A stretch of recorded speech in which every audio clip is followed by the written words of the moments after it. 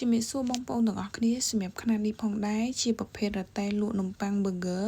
សាំងវិចដែលអតិជនមកនាងខ្ញុំគាត់នៅខាងប៉ោយប៉ែតគាត់បានធ្វើការកំងផងដែរ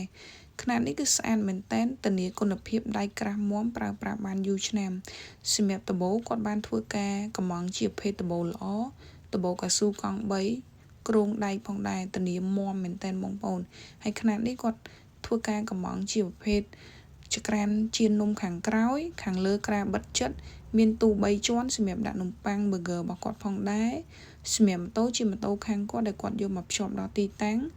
ពុកម៉ែបងប្អូនដែលគាត់អត់មានម៉ូតូគាត់អាចធ្វើការកំងចាប់ជាឈុតទាំងម៉ូតូក៏បានដែរហើយខាងមុខនេះគឺមានកន្លែងដាក់ធុងតកនិងធុងហ្គាសផងដែរទ្វារបើកសងខាងស្អាតមែនតើហើយមានទៅនៅដាក់អីវ៉ាន់ខាងលើបានទៀតសម្រាប់ពុកម៉ែបងប្អូនដែលចង់បានរតែដែលមានគុណភាពល្អប្រើប្រាស់បានយូរឆ្នាំពុកម៉ែបងប្អូនអាចធ្វើការកំងមកកាន់เพจនេះខ្ញុំបានធានាគុណភាពមួយដល់មួយផងដែរសម្រាប់ព័ត៌មានលម្អិតអាចឆាតចូលเพจឬទំនាក់ទំនងបានតាមរយៈលេខទូរស័ព្ទ3ខ្សែដែលនាងខ្ញុំដាក់ខាងលើវីដេអូឬ Telegram 096296969អាចធ្វើការកំងបាន25ខេត្តក្រុងសម្រាប់ទីតាំងនៅភ្នំពេញ location នាងខ្ញុំដាក់ខាងលើវីដេអូដូចគ្នាអរគុណ